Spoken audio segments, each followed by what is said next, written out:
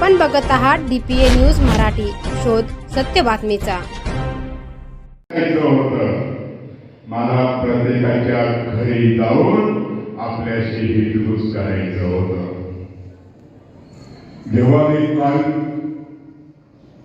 मी colony परिसरामध्ये सकाळी 9:30 वाजता प्रत्येक नागरिकाच्या घरामध्ये जाऊन आभार व्यक्त करण्यासाठी घराकडे जात होतो, त्यावेळेस माझं 10 ते 20% कॉलनीचा भाग झाला होता. आणि ज्या घरामध्ये गेलो त्या घरामध्ये माझ्या बहिणीच्या, माझ्या आईच्या, माझ्या भाच्याच्या, माझ्या भाचीच्या, माझ्या दादीच्या आणि ज्येष्ठ नागरिकांच्या डोळ्यामध्ये अश्रू होते.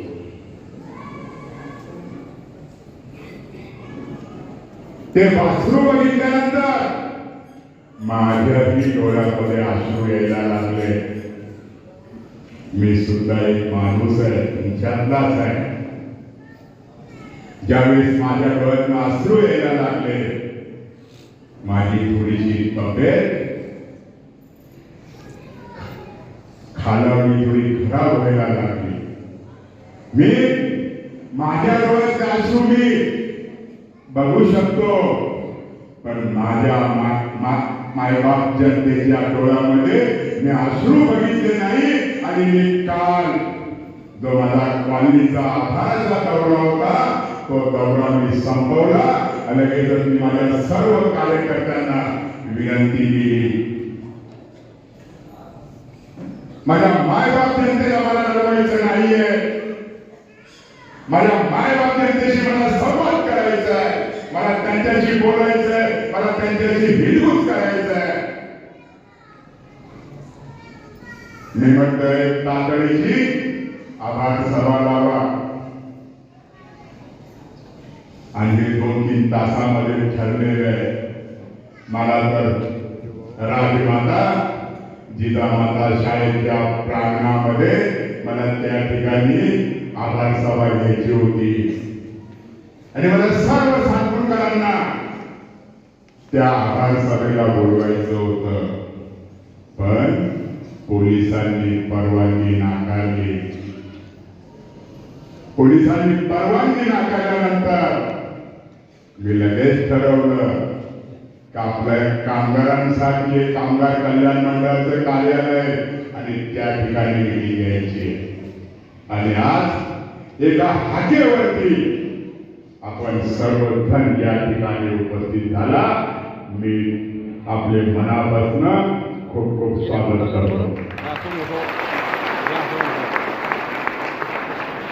जी उमेदवार निवडून आले आम्ही करतोय, जी चारही उमेदवार निवडून आलेली आहे, ही 8 वर्षामध्ये तुम्ही या परिसरामध्ये बघितली का? डोळ्यात सांगा, बघितली का? मग ही लोक तुम्ही बघितली नसेल, उमेदवार तुम्ही बघितली नसेल, तर ही उमेदवार निवडून कसे येऊ शकता? आज जनता बोलायला लागली आहे, नाशिकची जनता बोलायला लागली आहे, सातपूरची जनता बोलायला लागली आहे आणि महाराष्ट्राची जनता सुद्धा बोलायला लागली आहे. हा इहमचा चमत्कार आहे. ज्यावेळेस प्रभाग क्रमांक 11 मध्ये हे निवडून आलेले उमेदवार हे प्रचार करत होते आणि लोकांना सांगत होते, जनतेला सांगत होते, 2,500 मतं या अगोदरच आमची सेट झाली, आमच्या ईव्हीएम मध्ये आहे. कोणी नाकारत असेल त्यांचं रेकॉर्डिंग सुद्धा आमच्याकडे आहे.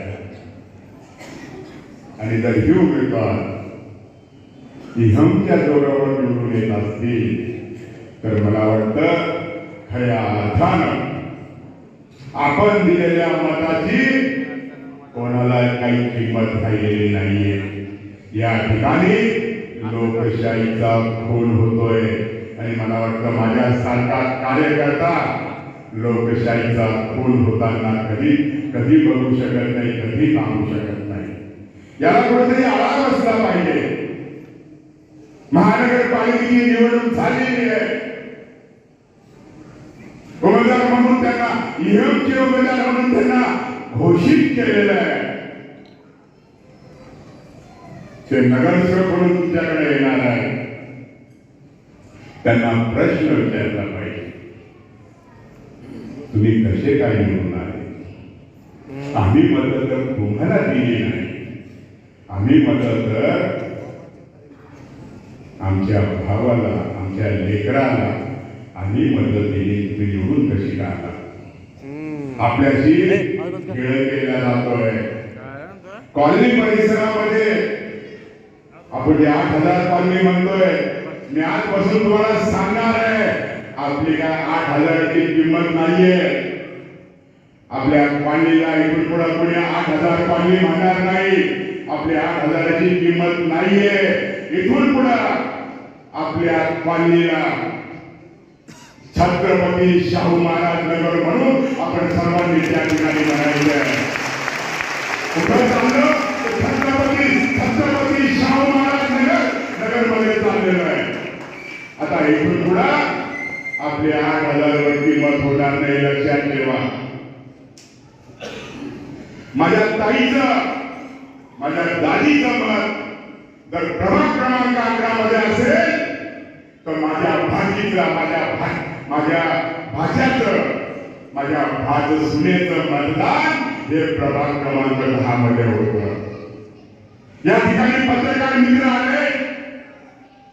हा लोकशाहीचा एक खांब आहे आणि त्यांना सुद्धा माझी विनंती आहे, आपण सुद्धा जर प्रभाग क्रमांक 11 मध्ये आमचं छत्रपती शाहू नगर असेल, एकाच घरामधील मतदान 3 मतदान प्रभाग क्रमांक 11 मध्ये असते आणि 2 मतदान जर प्रभाग क्रमांक 11 मध्ये असते तर हे मोठं षडयंत्र होतं. आणि षडयंत्र काय होतं? का तुमचा मामा, तुमचा भाऊ हा निवडून नाही आला पाहिजे, तो पराभूत झाला पाहिजे. हे मत इकडे जरी असतील पण त्या लोकांनी ईव्हीएमच्या जोरावर हे लोक निवडून आले असतील, मला पराभूत केला असता. कोणी बोलणार नाही, मी तर बोलणार. आणि ठरवून घेतलेलं आहे, जगेल तुमच्यासाठी, मरेल तुमच्यासाठी. आणि शेवटच्या श्वासापर्यंत मला जरी तुम्ही ईएमचे नगरसेवक निवडून दिले, मला गरज नाही ना मी नगरसेवक असेल किंवा नसेल. ह्या नगरसेवकांपेक्षा माझ्यामध्ये खूप धमक आहे जनतेचे काम करण्याची. काम कसे करून घ्यायचे याची मला कला उलट आहे. आणि कुठलंही काम असो, शासन दरबारी असो, महानगरपालिकेमध्ये असो, मला खात्री देतो तुमचं एकही काम माझ्याशिवाय राहणार नाहीये आणि पूर्ण काम मी तुम्हाला करून दिल्याशिवाय राहणार नाहीये. आज सर्व बोलताय, जी नगरसेवक निवडून आली आहे ती सुद्धा बोलताय. असं कोणतं इव्हीएम आणलंय की बाजारामध्ये, मार्केटमध्ये का ती भाजपचे उमेदवार निवडून येतात, एक शिंदे गटाचा निवडून येतो, एक अजितदादा गटाचा निवडून येतो. असं कोणतंही तुम्ही बनवलेलं आहे.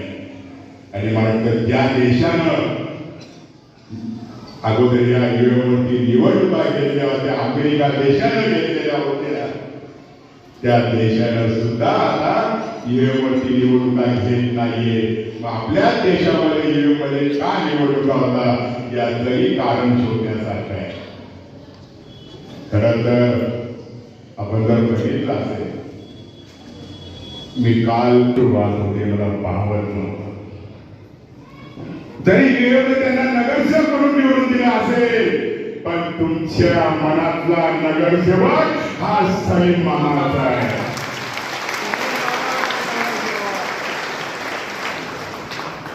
अरे तुम्ही आम्हाला काय शिकवता? व्यासपीठावरती माझी चर्चा करण्याची तयारी आहे. जर तुमच्या धमक असेल, तुमच्यात ताकद असेल आणि खऱ्या अर्थानं तुम्ही जनतेची मतं घेऊन जर निवडून आला असाल तर माझ्या समोर एकाच व्यासपीठावर चर्चेची तयारी ठेवा. मी सुद्धा तुमच्यावर चर्चेची तयारी ठेवत आहे. तुम्ही मंडळाला देणगी द्यायची नाही म्हणून तुम्ही ही जेवढे हे सर्व परदेशामध्ये फिरून आलेले आहेत याची तारीख काढा. मी तुम्हाला पुरावेशी सांगतो. आणि मी त्यांना बोलून ज्यावेळेस गणेशोत्सव काळामध्ये एक दिवसावर गणेशोत्सव राहिला त्यावेळेस ही मंडळी या ठिकाणी आली आहे. मी त्यांना बोललो, अरे म्हटलं एवढा मोठा सण आहे, एवढा मोठा उत्सव आहे, आपण लोकप्रतिनिधी आहोत. आपण ह्या लोकप्रतिनिधी सोडून जाणं, लोकप्रतिनिधी हे उत्सव सोडून जाणं योग्य नाही. आणि ती परदेशामध्ये देणगीच्या धाकाने ती परदेशामध्ये वारी करता.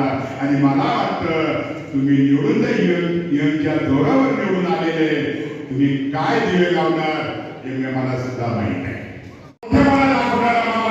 2007 साली ज्यावेळी महानगरपालिकेची निवडणूक लढवली त्यावेळेस माझ्या विरोधामध्ये शिवसेनेचे राजीव नागरे हे माझ्या समोर निवडून आले होते. मी पराभव पचवणार आहे. मी 3-3, 4-4 पराभव पचवलेले. मी पराभवाला घाबरत नाही, परंतु मी नव्या प्रमाणे जनतेमध्ये जातो आणि निवडून आलेलो आहे. राजीव नागरे 2007 मध्ये त्या निवडून आल्याचं सर्टिफिकेट घेत नाही तोपर्यंत मी त्यांच्या घरी पोहोचायच्या अगोदर मी त्यांच्या घरी होतो. घरी गेल्यानंतर राजीव नागरे घरी आल्यानंतर जर त्यांनी जर पहिला जर कोणाचा हार स्वीकारला असेल तो सलीम मामा शेखचा हार स्वीकारला. तुमचाही समाज केला असता. आयोगी जनता या ठिकाणी यापेक्षा दुप्पट जनता जमा करून तुमचं सुद्धा मी स्वागत केलं असतं. का जनतेने दिलेला कौल हा तुम्हाला आम्ही मान्य केला असता, पण तुम्हाला हा जनतेने दिलेला कौल नाहीये, हा तुम्हाला युद्धाने दिलेला कौल आहे. म्हणून आम्ही तुमचं स्वागत करणार नाही. मी फोन केला होता, तुमचं स्वागत आहे म्हटलं, फोन केला होता, पण मला त्या फोनमध्ये असं काही वाटलं नाही का मामाने मनापासून स्वागत केलं, ते मनापासून बोलले.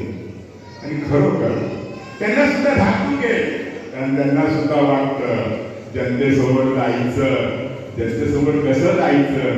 जनतेने आपल्याला निवडून दिलेलं नाहीये, आपल्याला नेहमी निवडून दिलेलं आहे. जनतेला तोंड कसं दाखवायचं. आणि आता फोन करताय, आम्ही कॉलनी परिसरामध्ये येतोय, आमचं स्वागत करा. कॉलनी तुमचं स्वागत करणार ते काळजीच करू नका, आणि तुमचं स्वागत झालंच पाहिजे. मी सुद्धा या मंचावर खरं तर माझ्या मताशी आपण तुम्ही सर्व सहमत असाल. ह्या निवडणुका इथून पुढे होणाऱ्या निवडणुका ह्या ईव्हीएम मशीनवर झाल्या पाहिजे का बॅलेट पेपरवर झाल्या पाहिजे. जोरात बोला. निवडणुका होती या सर्व बॅलेट पेपरवर झाल्या पाहिजे. ते मशीनची गरज लागते आणि ते मशीनच्या जीवावर सोडून दिलं आहे. नंतर मला वाटतं जर तुमच्या मताला जर काही किंमत नसेल, प्रत्येक नागरिकांना, मग ते देशाचे राष्ट्रपती असो, देशाचे पंतप्रधान असो, त्यांना सुद्धा एक मत देण्याचा अधिकार आहे.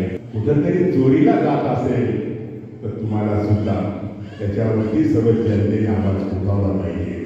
आणि मी सर्व महाराष्ट्राच्या विरोधी पक्षाच्या नेत्यांना मी भेटणार आहे, प्रत्यक्ष त्यांना विनंती करणार आहे का साहेब, निवडणुका लढवू नका. जर निवडणुका लढवून मशीन जर तुमचा घात करेल असेल तर पहिले ते मशीन बंद पहा. मी आदरणीय राजसाहेब ठाकरेंना सुद्धा बोलणार आहे.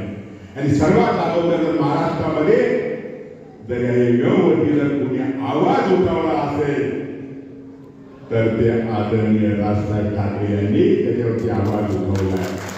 त्यावेळेस विरोधी पक्षाच्या नेत्यांनी राजसाहेबांच्या बोलण्याकडे दुर्लक्ष केलं. आम्हाला त्यावेळेस जर राजसाहेबांच्या बोलण्याकडे दुर्लक्ष नसतं केलं तर मला वाटतं इथं बसलेली आणि तुमचा सलीम मामा महानगरपालिकेमध्ये नगरसेवक झाल्याशिवाय राहणार नसतात.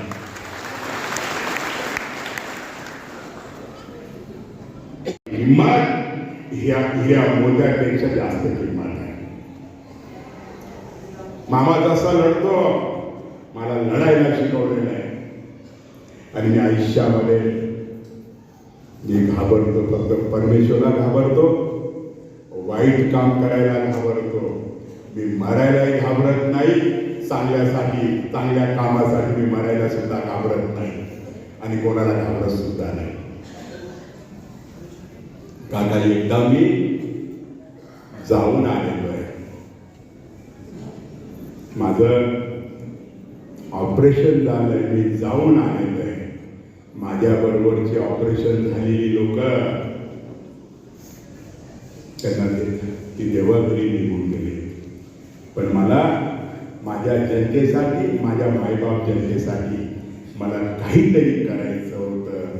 देवाने सुद्धा सांगितलं, अजून तुझी वरची वेळ ठरलेली नाही, तू अजून खालीच काम, तुला जनतेसाठी, गोरगरिबासाठी काम करायचं आहे.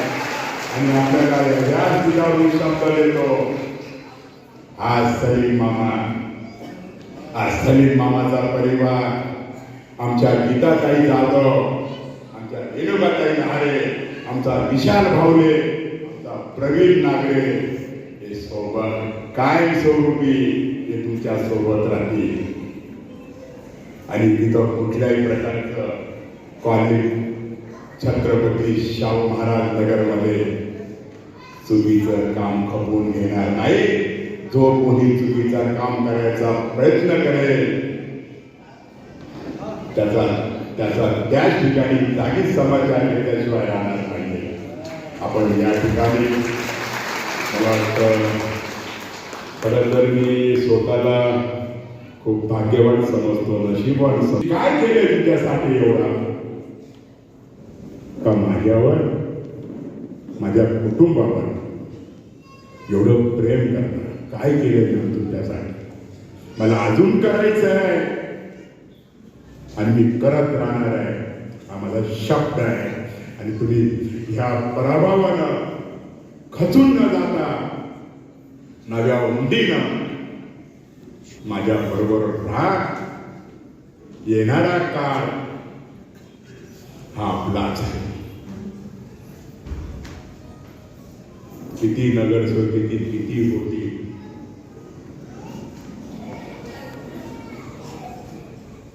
नगरसेवक हा सेवक असला पाहिजे. नाहीतर कुठेतरी बसून स्वतःचा विचार करणारा हा नगरसेवक नकोय. जनतेचा विचार करणारा नगरसेवक पाहिजे. आणि मी आपल्याला खरोखर इतका वेळ झाला आहे, जर तुम्ही एका हाकेवरती इथे एवढा प्रचंड संख्येने या ठिकाणी उपस्थित आहे आणि मी एवढ्या 10 ते 15 दिवसामध्ये जिजामाता शाळेच्या प्रांगणामध्ये सर्व उमेदवारांना मी या ठिकाणी बोलवणार आहे आणि सर्व पक्षाचे उमेदवार आपल्यासोबत त्या ठिकाणी विरोध करणार आहे. तर यासाठी हा लढा, हा सातपूर भागातला लढा सुरू झालेला आहे. जोपर्यंत बॅलेट पेपरवरती निवडणुका होत नाही तोपर्यंत आम्ही शांत बसणार नाही, अशी आपल्याला मी सर्वांना ग्वाही देतो. परत मी आपल्या सर्वांचे मनापासून आभार व्यक्त करतो. जय हिंद, जय महाराष्ट्र.